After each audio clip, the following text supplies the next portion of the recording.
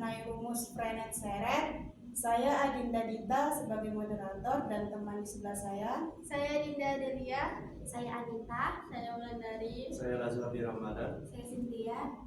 Langsung saja saya akan menjelaskan materi pertama mengenai vektor singgung satuan. Vektor singgung satuan dimisalkan RU sama dengan X, U, I ditambah Y, U, J ditambah Z, U, K adalah vektor posisi yang menghubungkan titik pangkal O 0 kali 0 kali 0 dengan sebaran titik X, Y, Z dalam ruang R pangkat 3. Jika U berubah, maka delta R per delta U sama dengan RU ditambah delta U dikurang RU per delta U adalah sebuah vektor yang searah dengan delta R vektor. Sedangkan dr per du sama dengan lim delta u menuju limit 0 delta r per delta u sama dengan limit delta u limit 0 x u ditambah delta u i y u tambah delta uj ditambah z u tambah delta uk dikurang x u dikali i ditambah y u dikali j ditambah z u dikali k per delta u. Di sini sama dengannya lim delta u limit 0 x u ditambah delta u dikurang x u per delta u dikali i ditambah limit delta u menuju 0 y u ditambah delta u dikurang y u per delta u dikali j ditambah limit delta u menuju 0 z u ditambah delta u dikurang z u per delta u dikali k. Nah, jadi dr per du sama dengan dx per du kali i ditambah dy per du kali j ditambah dz per du dikali k adalah sebuah vektor yang searah dengan arah garis singgung pada kurva di ruang x, y, z. Jika t adalah vektor singgung satuannya, maka t sama dengan dr per du per dr per du. Yang kedua adalah rumus Frenet-Seret. Jika kurva C dalam ruang R3 adalah sebuah kurva ruang yang didefinisikan oleh kurva vektor RU, maka kita telah mengetahui bahwa dr per du adalah sebuah vektor yang searah dengan garis singgung pada C. Jika skalar U diambil sebagai panjang busur S yang diukur dari suatu titik pada C, maka T sama dengan dr per ds adalah sebuah vektor singgung satuan pada C. Laju perubahan T terhadap S adalah ukuran dari kelengkungan C dan dinyatakan dengan dt per ds. Arah dari dt per ds maka pada sebarang titik pada C adalah normal terhadap kurva pada titik tersebut. Jika n adalah sebuah vektor satuan dalam arah normal ini, maka n disebut normal utama pada kurva. Selanjutnya, jadi dt per ds sama dengan kn, di manakah disebut kelengkungan dari C pada titik yang dispesifikasikan besarannya pi sama dengan 1 per k disebut jari-jari kelengkungan. Baik, selanjutnya vektor satuan yang tegak lurus pada bidang dan sedemikian rupa sehingga B sama dengan T dikali N disebut binormal terhadap kurva. Dari sini diperoleh bahwa T, N, dan B membentuk sebuah sistem koordinat tegak lurus tangan kanan pada sebarang titik dari C. Himpunan relasi-relasi yang mengandung turunan-turunan dari vektor T, N, dan B dikenal sebagai rumus Frenet-Seret yang diberikan oleh dt per ds sama dengan kn, dn per ds sama dengan torsi B dikurang kt, db per ds sama dengan min torsi n. Besaran pi 1 per t disebut jari-jari torsi. Kemudian kita masuk ke contoh soal. Carilah A vektor singgung satuan T, B normal utama N, kelengkungan K dan jari-jari kelengkungan P. C binormal, torsi, dan jari-jari torsi P untuk kurva ruang X sama dengan 3 cos T, Y sama dengan 3 sin T, dan Z sama dengan 4 T. Untuk penyelesaian, di mana A vektor kedudukan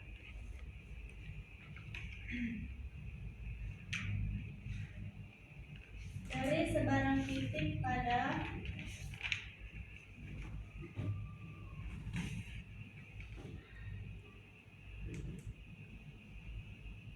kurva adalah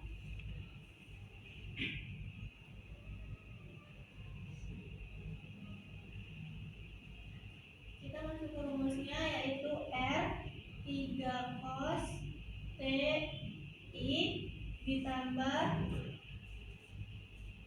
3 sin TJ ditambah 4 TK.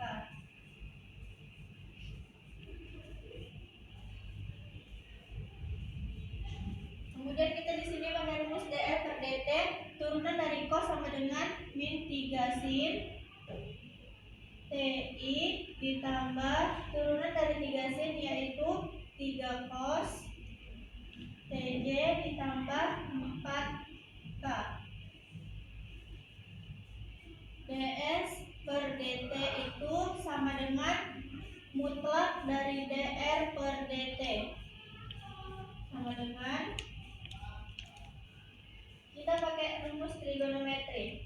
Jadi di sini min kita masukkan yang ini, min 3 sin TI T kuadrat ditambah 3 cos kuadrat ditambah 4 kuadrat sama dengan min 3 dikali 3, min 3 dikali min 3 hasilnya 9. Ini kan juga sama, 3 dikali 3 sedangkan 9. Jadi kita buat aja 1, jadi sini sin T nya sama cosnya kita jadikan 1. Sin T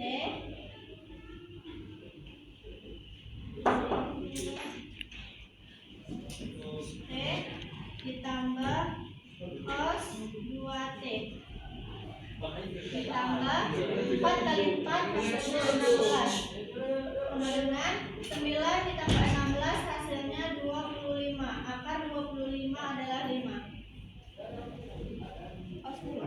Jadi kita kan tadi mencari kedudukan. Jadi T sama dengan dr per ds sama dengan dr per dt, dt per ds itu sama dengan dr per dt per ds per dt. Sama dengan tadi dr per dt nya kan min 3 sin TI ditambah 3 cos TJ dikurang 4K min per 5 ya, per 5. Tadi kan ds per dt nya kan 5 hasilnya, jadi per 5 sama dengan min 3 per 5 ditambah ya ada sini ya, sin TI ditambah 3 per 5 cos TJ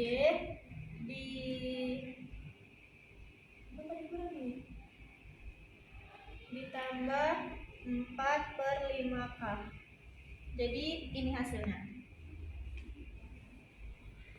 Oke, kita masuk contoh kedua. B dt per dt sama dengan d per dt buka kurung min 3 per 5 sin TI ditambah 3 per 5 cos TJ ditambah 4K tutup kurung sama dengan min 35 cos T1 dikurang 3 per 5 cos T1 dikurang 3 per 5 sin TJ. Karena dt per dt ds sama dengan Kn, maka Kn sama dengan min 3 per 25 cos TI dikurang 3 per 25 sin TJ. Mutlak Kn sama dengan mutlak min 3 per 25 cos TI dikurang 3 per 25 sin TJ. Mutlak Kn sama dengan mutlak min 3 per 25 cos TI dikurang 3 per 25 sin TJ.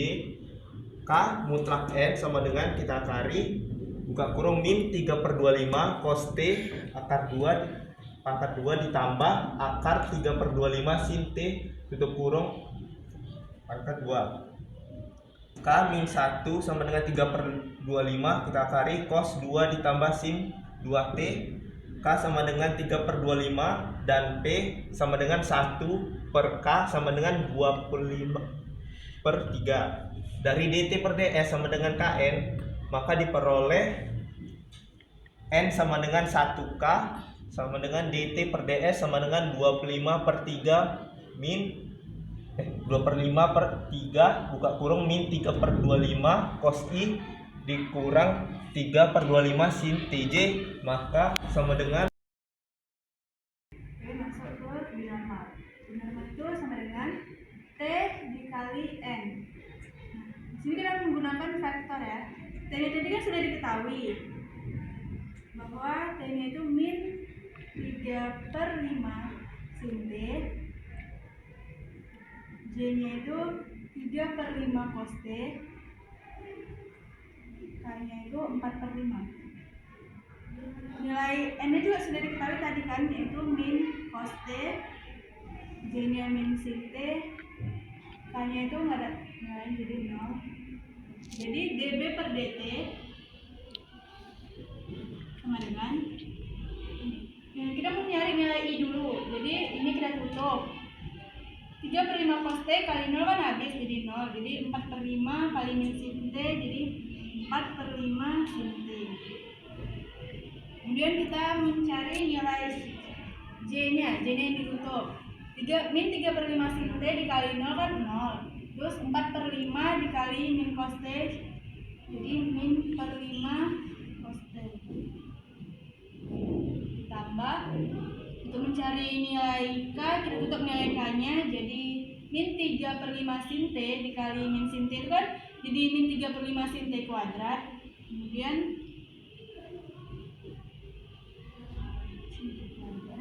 ditambah min 3/5 cos T dikali min cos T jadi 3/5 cos T kuadrat. Sin T kuadrat tambah cos T kuadrat kan kalau identitas trigonometri jadi 1, jadi 3/5 dikali 1 3/5. Jadi ini bisa kita buat atau 3/5 sin T kuadrat tambah cos T kuadrat. Jadi dapatlah 4/5 sin TI kurang 4/5 cos TJ ditambah 3/5K, karena kan ini hasilnya ada 1. Nah, selanjutnya kita nyari dB per DS nya ya. dB per DS sama dengan 4/5 cos TI ditambah 4/5 sin TJ. Nah, yang ini nggak usah kita ikutkan lagi karena ini kan kita turunkan terhadap S. Di sini dia nggak ada konstanta T-nya. Jadi turunkan dB per dt sama dengan dB per dt dikali dt per ds sama dengan ini dB per dt dibagi dB ds per dt ya, ds per dt itu sama dengan dB per dt sudah diketahui tadi, yaitu ini 4/5 cos TI ditambah 4/5 sin TJ dibagi ds per dt juga sudah diketahui pada yang sebelumnya ya, yaitu 5.